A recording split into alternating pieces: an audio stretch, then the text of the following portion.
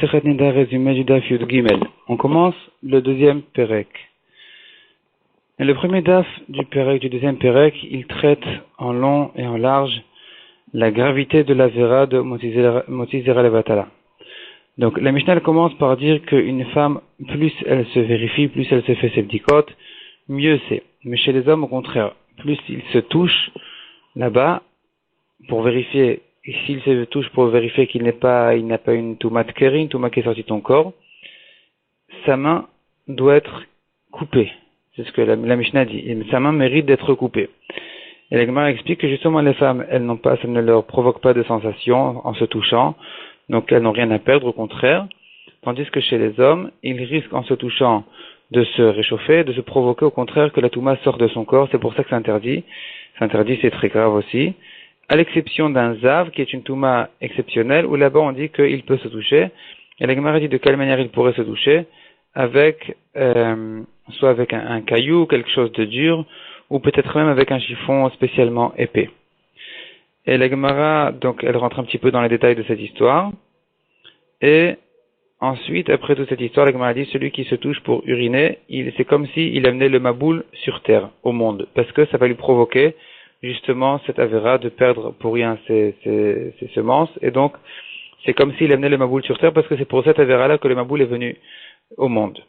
Et la Gemara dit, même si finalement, s'il ne se touche pas à ce moment-là, il risque pendant qu'il fait ses besoins, il risque de se salir ses pieds, il n'y a rien à faire, c'est interdit, il vaut mieux qu'il ne se touche pas plutôt qu'il soit considéré comme un rachat devant Hachem un instant en se touchant.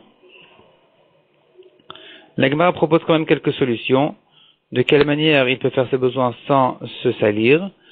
Et parce que la Gemara dit, c'est-à-dire, en fait, la Gemara posait une question, que s'il va se salir, les gens vont dire de ses enfants qu'ils ne sont pas les siens. Ils vont dire qu'il est stérile, et c'est pour ça que ça touche ses pieds, et donc ses enfants ne sont pas les siens, et malgré tout c'est interdit. Et avant de dire que malgré tout c'est interdit, la Gemara a proposé quelques solutions, mais finalement, si les solutions ne sont pas pratiques, et c'est pas faisable, alors ça reste quand même interdit. La Gemara dit que pour cette avéra, il y a le maboul qui est venu déjà, comme on a dit. Ensuite, celui qui le fait, il est chayav mita. C'est comme si il avait tué quelqu'un, c'est un chauffeur d'amim, c'est un assassin. On apprend tout ça des psukim, comme s'il avait fait avodah zara. Ensuite, la Gemara raconte une histoire où Rav Yehuda et Shmuel étaient sur un toit, le toit d'une choule, d'un Bet Knesset, et Rav Yehuda a dit à son maître Shmuel qu'il avait besoin de faire ses besoins, et Shmuel lui a dit, il n'y a pas de problème, tu peux te tenir et faire vers l'extérieur. La Gemara demande pourtant c'est interdit de se tenir là-bas, de se toucher là-bas, jusqu'à ce que la Gemara répond. La Gemara elle continue dans ce Inyan. La Gemara finalement elle propose plusieurs réponses. De quelle manière, dans quel cas précisément, ce serait quand même permis. Ensuite, la Gemara elle dit celui qui a des mauvaises pensées, qui se provoque de durcir son membre, il sera bénidouille parce qu'il il s'amène le Tzara sur lui-même. Il s'appelle Avarian, c'est un fauteur, parce qu'aujourd'hui il écoute le Tzara pour ça, demain pour autre chose, finalement le Tzara va lui dire d'aller faire avodah zara, il va l'obéir aussi. La Gemara continue et dit, celui qui a des mauvaises pensées, il ne rentre pas dans la proximité de Kadosh Baruch Hu. On apprend ça des psukim, et la Gemara fait encore d'autres drashot pour ce issour-là. Ensuite, la Gemara elle dit, ceux qui se marient avec des petites filles, ils retardent des petits enfants, une fille petite, ils retardent le Mashiach parce qu'elle ne peut pas encore avoir d'enfants, alors que pour que Mashiach vienne, il faut que toutes les Neshamot sortent de leur trésor céleste, là où elles sont, et donc puisque finalement il se marie alors qu'il aurait pu avoir des enfants, il choisit de se marier avec quelqu'un qui ne peut pas encore lui donner des enfants, entre-temps, le Mashiach est retenu. Donc c'est pas bien. La Gemara continue et dit, ce qu'on a vu dans la Mishnah, que la main de cet homme-là mérite d'être coupée, la Gemara demande, elle reste en safek, est-ce que c'est une halakha au bet din de lui couper la main, ou c'est une malédiction on dit simplement qu'elle mérite d'être coupée.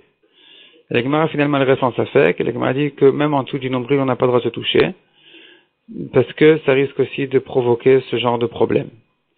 Ensuite, nous avons une nouvelle Mishnah qui commence par un nouveau sujet.